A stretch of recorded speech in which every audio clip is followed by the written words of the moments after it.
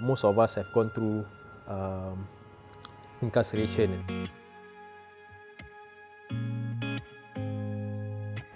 But you remember, criminal minds, the depressions are different. I might just go out. I talking to you, talk to me, relax, go out, siap jam. Kehidupan saya dulu, saya ni seorang pengikut kumpulan orang jahat lah, kira ibarat gangster kat Singapura. Orang-orang seperti kita ni kita nak adapt orang yang apa tau, menerima kita susah bang. Pergi masjid kena kutuk. Pergi masjid kau cakap apa sah ke solat kau dengan keadaan tertungkau macam ini.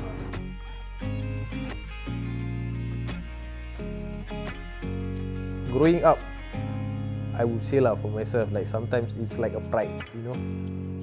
Dia pernah duduk dalam like experience, like you know that kind of things, like kind of a pride to prove yourself that you are tough.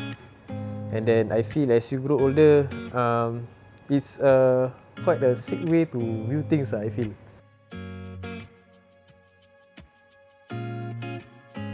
Everything starts with family first. But then if your family is not doing the right thing, you tend to follow. Then after that, when you have your own family, it's going to be the same.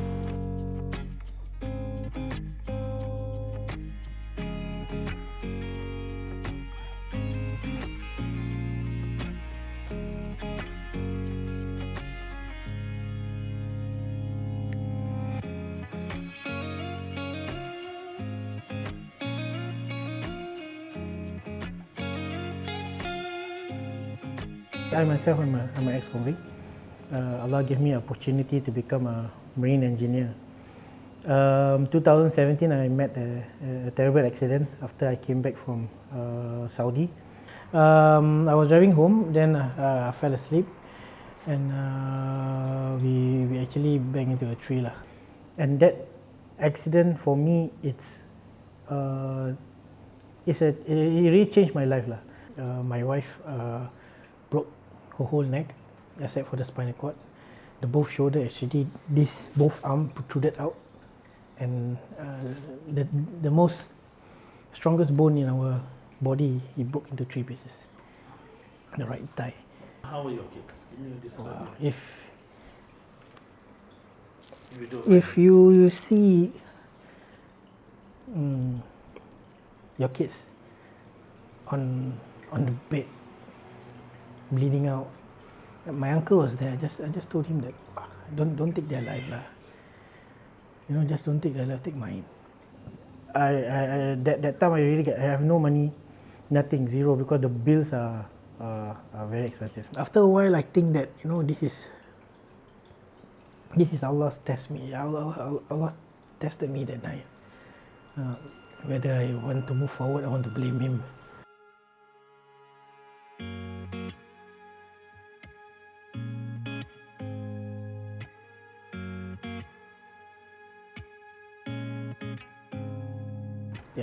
I don't even want to open up my organisation, but it just fall into place nicely.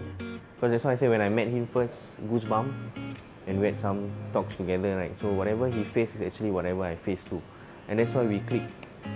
We get so much close because whatever he has experienced is more or less the same that I experienced. So yeah, I group up a few friends and throw in the idea, and Taufik, Andin, Hilman decided, yeah, you're true lah. So I give it a try, and yeah, and now we know it works lah. The people that we help lah, most of them come from a background of being incarcerated before. Their family members have been incarcerated, and like I say, there's a tendency of them falling under the same cycle lah. Yeah, because they want to change, but they have not met the right person, and that is where Kampung Bridge, it is a center and a non-profit organisation which has the mission and vision to help this kind of people.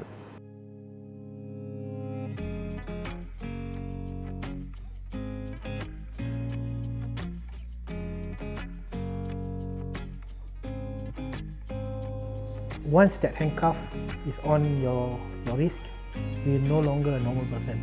Because why? We are going through trauma. Our wire dah putus lah. So the main challenges to me is that the thought process is it's too narrow, and then it tends to just go to the path of crimes or drug addiction. For example, as an NS man, as an NSF you only earn less than $1,000.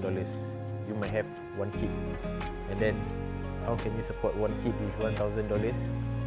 And then what they have in their mind is, wow, how they will tend to work outside, and then when they work outside, their pay is higher, so they will evolve from NS, and then they work outside to get the money. But then you're breaking a law over here. The problem is that to me, the narrow way of thinking of how to solve a problem.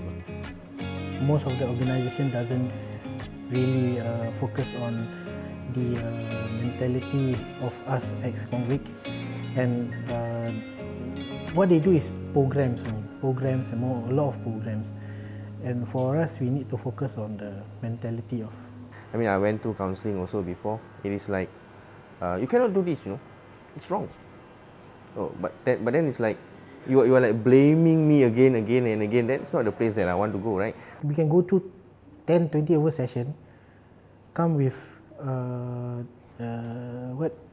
thinking that we can change, but end up what we just did say the same. He asked me to do homework okay lah, I do lah. It doesn't change. I want to change. I want to be a better man. So how? Teach me, guide me. But they are like blaming me. Oh, okay, you have to do this community service how many hours so that you can change. No, that's wrong. You won't change people in that way. When I was 8 years old until when I was 24 years old, 24 years old is where my last sentence is. I've been in and out of institution, counselling, in the army also same thing, the counselling. I've been inside IMH, they sent me to IMH. I've been warded there, I've been seeing psychologists, psychiatrists, in and out of program. That's where I said why it doesn't work. It doesn't work because there's a lot of programs. It doesn't. The other sense is it doesn't work because the program doesn't initiate my. I want to change, but it doesn't trigger me. It doesn't trigger the change properly. It doesn't see why I'm doing this program. It doesn't link to me. That's why we don't want to be that.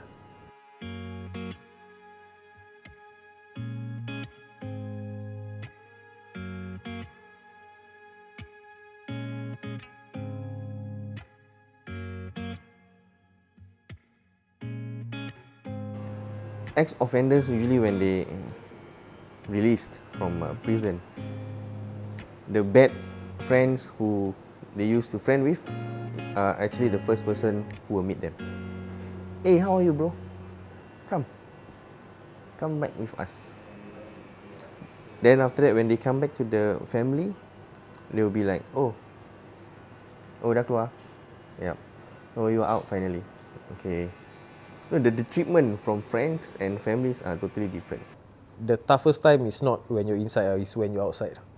When you try to get back to society. And then that is the toughest because people judge you one thing. You are so left back. Like sometimes you go out like, what is this handphone? The buses that you used to take maybe don't have anymore, that kind of thing, like change route or what. So everything is new. People say home is the safest, but for us, no. Sometimes that's the first trigger point. Go home, people start to judge you, name it, parents, brothers, sisters, neighbors. Yeah. Even one look at you, you are triggered. But we want to change. So that is the same thing for, I believe, for ex-offenders, because they know that if they come back to their families, problem, neck here, neck there, go find work. No, you just come out. We need all this. So go find work, go find work. So they put pressure. They put more pressure to them rather than making them welcome back. Take things slowly, teach them or guide them of the many years that they have lost. That's also the main reason why the numbers never come down. Yeah, a lot of people are helping. Too many are helping the wrong way. It's too many. Yeah, they're not helping. They're putting more problem. Kita nak berubah tapi tak ada tu dorongan. Maksudnya korang tak ada satu support pun. Tak ada satu support maksudnya macam sokong dia. Korang nampak orang macam kita macam keadaan bertetu macam gini kan. Korang pandang rendah, pandang hina. Tak ada satu moral support. Tapi sebenarnya korang yang tanggungjawab tu untuk apa tau. Peluk dia seperti macam bayi. Takkan bayi dah boleh jalan. Mesti nak kena tatihkan dia, didikkan dia dengan orang kata penuh dengan kasih sayang. Sedangkan Rasulullah SAW, dia kasih apa? Kasih sayang pada semua orang. So kita ni, kita perlukan kasih sayang. No matter how tough they are, love is the best medicine. Really, love is the best medicine. And it's a hard world outside, true. We just need a place to just take that off just for a day.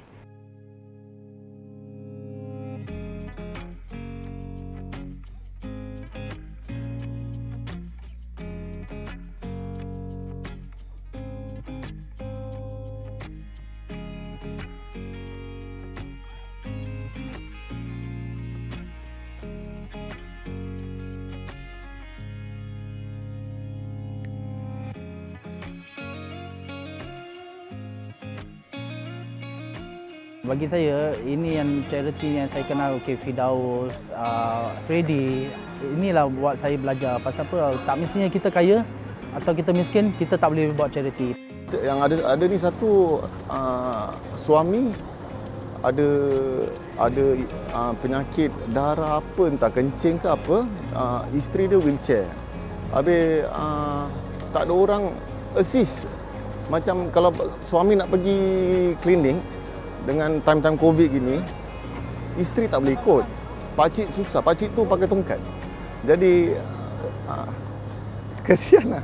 I cried many charities. Really, I cried a lot because I always complain. Oh, tak cukup lah duit. I work so hard. I always complain previously. Now when you have the real interaction with them, I tell you, you will break down. Then you will like, why am I complaining? You see, goosebump. Why are you complaining? You see in front of your eyes, these people really need more than what you need, and that motivates me and makes me continue doing it until I die lah, insyaAllah.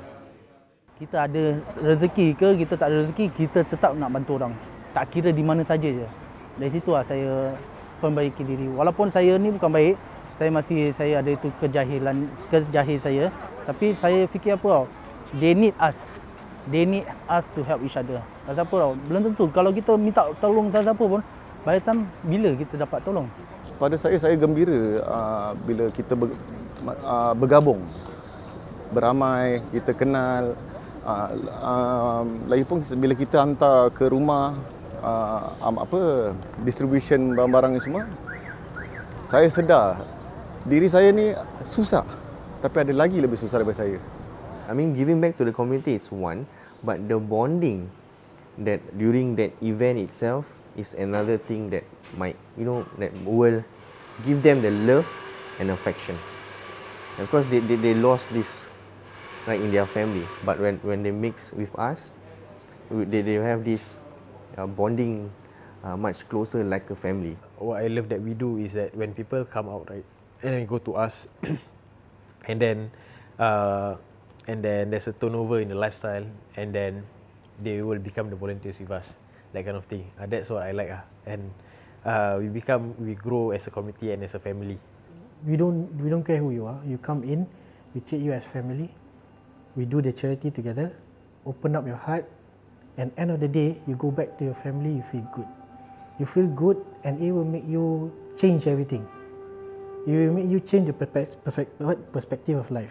How you think about life right now, and that is, for me, that is success. So that's the beautifulness of doing charity, not just by giving people, but at the same time you also gain something, the brotherhood, the friendship, the close, the togetherness, teamwork.